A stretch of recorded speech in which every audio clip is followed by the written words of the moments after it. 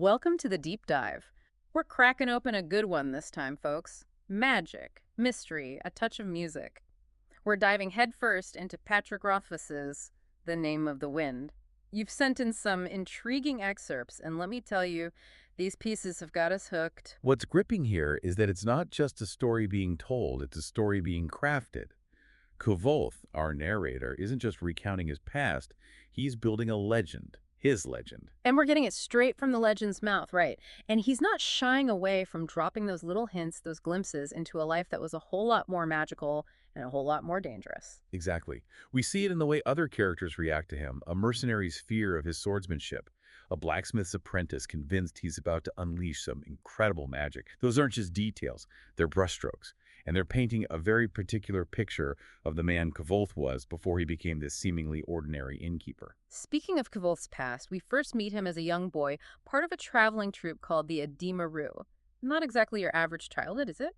Not at all. Their life is this fascinating blend of performance and this unique magic system, sympathy, that hums beneath the surface of everything they do. And we're not talking about your typical wand-waving, spell-casting kind of magic. Or... No. Sympathy, as the Dimaru practice it, is about tapping into the energy that connects all things. Think about how Kvoth's father calms that storm.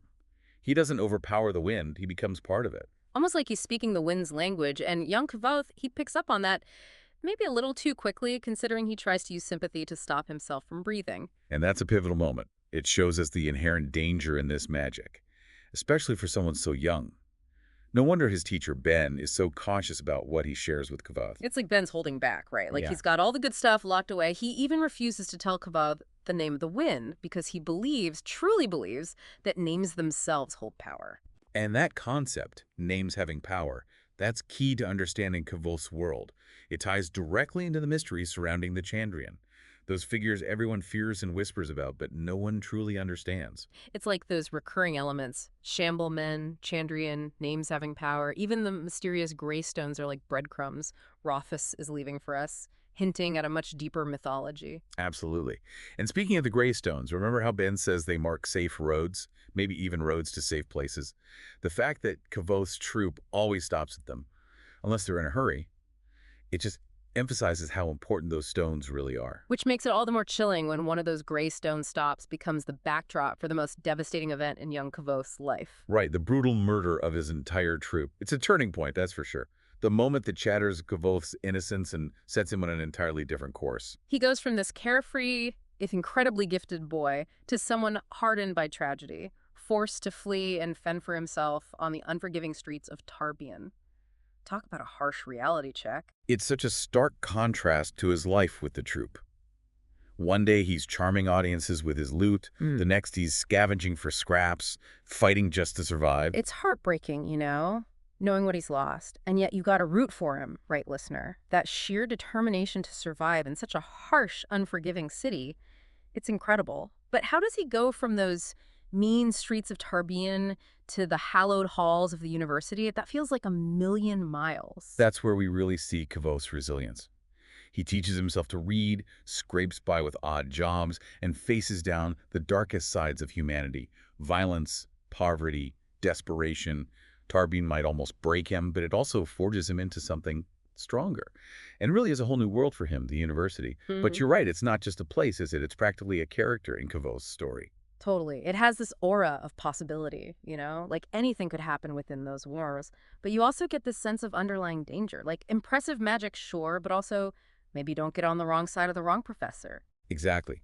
It's a place where knowledge equals power, but there's also this constant current of ambition, rivalry, even outright hostility sometimes. Yeah. And Kvoth, he dives right into the thick of it, especially during that entrance examination. Talk about making an entrance. I mean, rattling off names of bones, muscles, obscure magical bindings, like it's nothing. And to think he's pretty much self-taught. It really speaks to his raw talent. Right. And that drive, that need to prove himself, especially against those students who've never had to struggle a day in their lives. Like Ambrose. He's like the poster boy for entitlement. And instantly, from the moment they meet, he becomes Kvoth's academic nemesis. Their dynamic is fascinating. On the one hand, you have Ambrose, with his family's wealth and influence, And then there's Kavoth, armed with nothing but his wits and determination. Mhm. Classic underdog story. And talk about tension. Every time they're in the same room, you can practically feel the sparks fly. Pranks, arguments, even a few near brawls. It's like they're two lightning rods just waiting for a storm. And true to form, Kavoth doesn't back down from a challenge, even if it means getting a little reckless. Remember that sympathy demonstration where he accidentally, or maybe not so accidentally, burns Master Hemi, Ambrose's little lackey? Oh man, that was intense. I mean, you have to admire the kid's guts, but also you're kind of terrified he's going to get himself expelled. He's lucky Masters Kilvin and Elxadel intervened. Though it makes you wonder, are they drawn to his raw talent, or are they hoping to rein in his more exclusive tendencies? Maybe a little bit of both. It's like they see his potential, but they also see the danger in someone that driven, that willing to bend the rules. He's walking a fine line, that's for sure. A very fine line. And as if juggling rivalries and near expulsion wasn't enough, his fascination with the Chandrian only intensifies at the university. It's like he's chasing a ghost story, except this ghost story tried to kill him. And that pursuit leads him to the most intriguing figure at the university, wouldn't you say? Olodin, Master Namer. Definitely not your typical professor. Illidan is in a category all his own. He sees something in Kavoth, that's clear. But his methods are unconventional, to say the least. He's like, forget everything you think you know about magic, kid. We're going to do things my way. Exactly. Illidan operates on the fringes of knowledge, pushing Kavoth to unlearn what he thinks he knows, to feel the magic of names, rather than just intellectualizing it. It's frustrating for Kavoth, sure, but it's also pushing him in ways no other master can. And then there's that little tidbit that some masters, Illidan included, know the name of fire. Chills, right. I mean, that's a whole other level of power. It changes the game completely. Sympathy isn't just about manipulating energy anymore. It's about controlling the very building blocks of reality. And that kind of knowledge comes with a hefty weight of responsibility. Honestly, I'm not sure Kavoth is ready for it. Especially with Denna resurfacing in his life, now there's a whole other layer of complication. Their relationship is a slow burn, isn't it? Drawn together, then pulling apart, each chasing after their own shadows. Kavoth with the Chandrian, and Denna with that mysterious patron of hers. It's like they're constantly circling each other, these two. You can feel a connection, that shared passion for music, for uncovering secrets. But there's always this undercurrent of uncertainty, things left unsaid. She's an enigma, that's for sure. But her influence on Kavoth is undeniable. Remember how he earns his talent pipes? Playing the lay of Sir Savian Trailiard. The raw emotion in his performance, that's all for her. And then Ambrose, he falls mysteriously ill after Kavoth's performance. Coincidence. Or something a bit more intentional. It does make you wonder if Ambrose, in a fit of jealousy, tried to use sympathy to sabotage Kavoth, only to have it backfire spectacularly. But it just shows you magic is like an undercurrent, always there, always influencing events, whether these characters realize it or not. Speaking of risky moves, Kavoth's not exactly known for his financial savviness, is he? And that leads him straight into a deal with Devi, loan shark extraordinaire, with a definite penchant for the darker side of magic. Desperate times call for desperate measures, I guess. That's a dangerous game he's playing. Borrowing from Devi is like making a deal with a fae. You're never quite sure what you're going to owe in the end. It's a vulnerability in Kavoth, isn't it? For all his brilliance, he's prone to impulsive decisions, especially when his pride's on the line. And just when you think things can't get any more complicated, he's attacked in Embre. And I don't mean some random mugging gone wrong. This has purpose behind it. It's a message. Those shadowy figures, whoever they are, they're tied to Kavoth's past, to the murder of his troop, and they're sending a very clear warning. Stop digging. It's a chilling reminder that the world outside those university walls can be just as dangerous, if not more so. The stakes were never just about grades or rivalries, were they? It's about survival. And about uncovering truths some would kill to keep buried. And talk about dangerous. That encounter with the Dracus. Right. It's like something straight out of a nightmare, this thing. Iron scales, breathes fire, could probably level a city block if it wanted to. This is not your average monster of the week situation. Not at all. And yet, Kavoth doesn't just barely escape. He turns it into this display of, I don't know, cunning, strategy. It becomes another story in the legend of Kavoth. He's not exactly going toe-to-toe with this thing, is he? It's more like he's outsmarting it, using what he knows about sympathy, about the Dracus itself, to his advantage. Exactly. This isn't just brute force. This is intellect, you know? Using Denner resin to drug the Dracus, knowing its weakness for sweets. Risky? Sure. But it highlights his resourcefulness. This is a guy who understands that sometimes a well-placed whisper is more powerful than a roar. And he pulls it off with Denna there, practically his unwitting accomplice.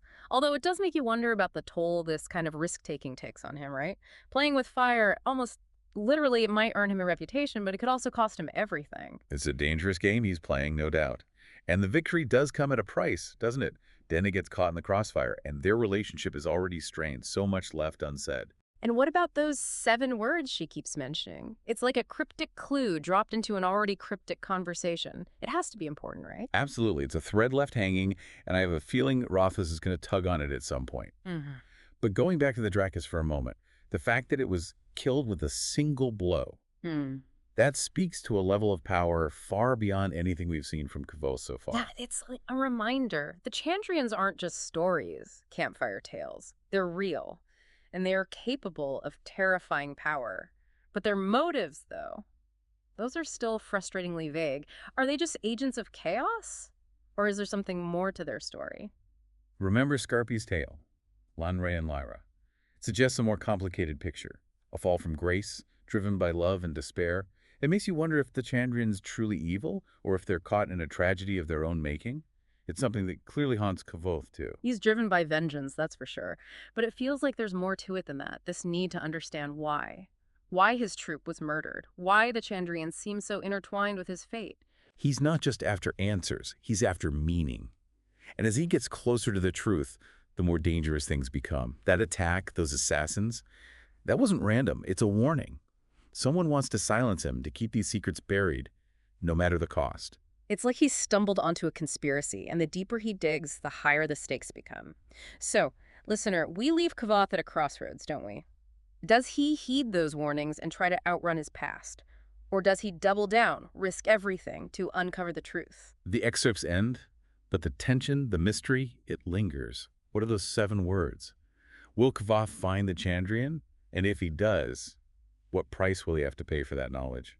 Rothfuss has given us a glimpse into this world of magic and music and danger, and honestly, I can't wait to see where he takes us next. Me neither. And listener, if you're anything like us, you're already halfway through the book, desperate to see what happens next. Until then, happy reading, and we'll catch you on the next deep dive.